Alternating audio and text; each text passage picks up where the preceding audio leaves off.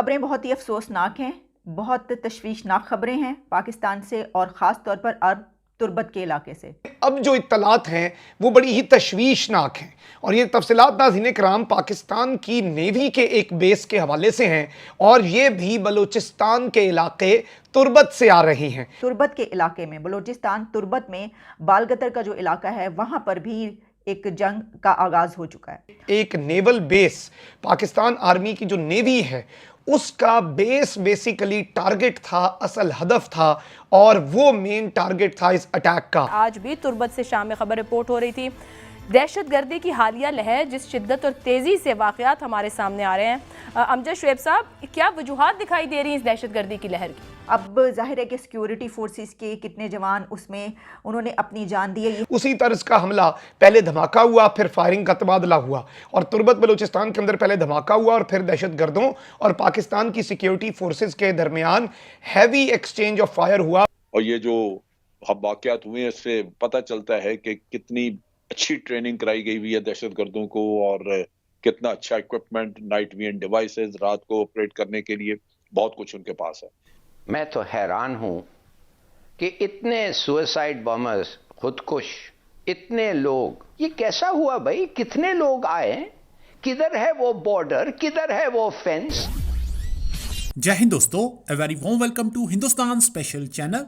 बड़ी खबर निकलकर सामने आ रही है कि बलूचिस्तान में तुर्बत में पाकिस्तानी नौसेना के बेस पर बहुत बड़ा हमला हुआ है। बताया जा रहा है कि जिस तरह का हमला पंजगुर में आर्मी हेडक्वार्टर पर हुआ था उसी तरह का हमला तुर्बत नौसेना बेस पर किया गया है। इस हमले में पाकिस्तानी आर्मी को भारी नुकसान हुआ है।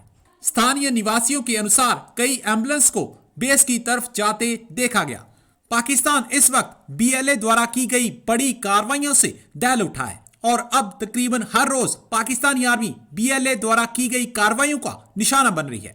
तुर्बत में हुए इस हमले की अभी तक जानी माली नुकसान की खबर नहीं आ रही, लेकिन साफ जाहिर है कि बलूचिस्तान की आजादी की लहर अब अगले लेवल पर पहुंच गई है। एक तरह से पाकिस्तानी आर्मी की फ्रीडम फाइटर्स ने चीखें निकाल कर रख दी हैं और पूरी तरह से पाकिस्तानी आर्मी की नाक में दम करके रखा हुआ है। तो चलिए दोस्तों, आज की वीडियो की तरफ चलते हैं। Thank you so much. अब जो इत्तलात हैं वो बड़ी ही तशवीशनाक हैं और ये तफसीलात नाज़रीन कराम पाकिस्तान की नेवी के एक बेस के हवाले से हैं और ये भी बलूचिस्तान के इलाके तुर्बत से आ रही हैं। अब जो लेटेस्ट कार्रवाई नाज़रीन कराम सामने आ रही है वो बलूचिस्तान के इलाके तुर्बत से है और हमारे सोर्सेज हमें इस वक्त कुछ अलार्मिंग खबरें भी कंफर्म कर रहे हैं। उसी तर्ज का हमला, पहले धमाका हुआ फिर फायरिंग का तबादला हुआ और तुर्बत बलूचिस्तान के अंदर पहले धमाका हुआ और फिर दहशतगर्दों और पाकिस्तान की सिक्योरिटी फोर्सेस के दरमियान हैवी एक्सचेंज ऑफ फायर हुआ, फायरिंग का तबादला हुआ। मकामी लोगों से भी बातें हुई हैं और उन्होंने भी ये बताया है कि वहाँ पर बड़े पैमाने पर धमाका जो है वो भी सुना गया और वहाँ पर फायरिंग की आवाज़ें जो हैं वो भी सुनी गई। इस सब के अंदर इनिशियल इंफॉर्मेशन जो इंटेलिजेंस इदारों की तरफ से दी गई है वो ये है कि एक नेवल बेस, पाकिस्तान आर्मी की जो नेवी है उसका बेस बेसिकली टारगेट था, असल हदफ था और वो मेन टारगेट था इस अटैक का। These terrorist hurled a grenade at gate of facility of navy as per some unconfirmed reports and fired shots in Turbat. खबरें बहुत ही अफसोसनाक हैं, बहुत तशवीशनाक खबरें हैं पाकिस्तान से और ख़ास तौर पर अरब तुर्बत के इलाके से। हम ये सोच रहे थे कि पंजगोर और नौशकी में जो कुछ हुआ अब उसके बाद मामला ये ख़त्म हो जाएगा, लेकिन हम ये भी जानते थे कि वहाँ पर अभी 5 लोग मौजूद हैं जिनको पकड़ा नहीं जा सका। 5 हमलावर जो कि बाज़ार में दाखिल हुए थे उसके बाद वो नहीं मिल सके थे। तो वो फ़ाइट अभी तक जारी है, वहाँ पर वो जंग दो बदू अभी तक जारी है और इसके साथ ही तुर्बत में भी इसी तरह के वाक़यात सुनने को मिल रहे हैं, खबरें आ रही हैं। पहले मैंने जब सोशल मीडिया पर देखा तो इस तरह की बहुत सारी, कोई 5-6 घंटे हो गए ऐसी खबरें चल रही हैं, लेकिन मैं इसी चीज़ का इंतज़ार कर रही थी कि क्या इसकी कोई ऑथेंटिकेशन है हमारे पास, या ऐसा भी होता है कि जब इस तरह का कुछ होता है और जब हमारी अपनी रियासत हुकूमत इसको सामने नहीं लाती तो फिर इसका नुकसान ही होता है कि मिस इन्फॉर्मेशन और डिस इन्फॉर्मेशन का सिलसिला शुरू हो जाता है।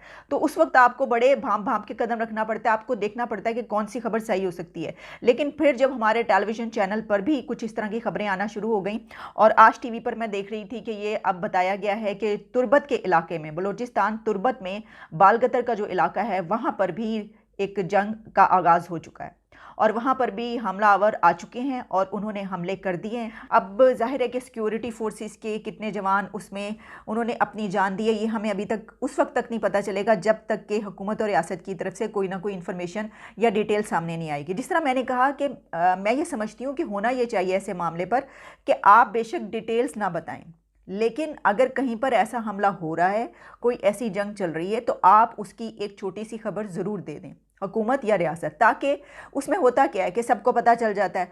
तो अगर कोई इन्फॉर्मेशन कोई और देता भी है तो लोग कहते हैं कि हाँ ये तो उन्होंने बता दी है। अच्छा, ये जो कुछ इस वक्त चल रहा है, वज़ीर आज़म पाकिस्तान इस वक्त चाइना में है 4 रोज़ा दौरे पर, 4 दिन के लिए वो वहाँ पर हैं।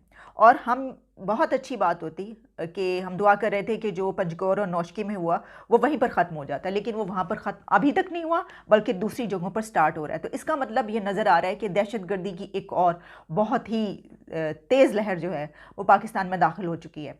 और इस मौके पर जबकि हमारे प्राइम मिनिस्टर और उनके साथ एक बड़ा डेलीगेशन जिसमें कि फॉरेन मिनिस्टर भी हों, जिसमें शायद फाइनेंस मिनिस्टर भी हैं, 5, 6, 7 लोग जो हैं वो उनके साथ शायद मौजूद हैं और इंफॉर्मेशन मिनिस्टर भी हैं, तो ऐसे मौके पर मैं ये समझती हूँ उन्हें अपने विज़िट को मुख्तसर कर देना चाहिए, अपने विज़िट को शॉर्ट करके वापस आ जाना चाहिए। आज भी तुर्बत से शाम में खबर रिपोर्ट हो रही थी, दहशतगर्दी की हालिया लहर जिस शिद्दत और तेज़ी से वाक़यात हमारे सामने आ रहे हैं। अमजद शुएब साहब, क्या वजूहात दिखाई दे रही हैं इस दहशतगर्दी की लहर की?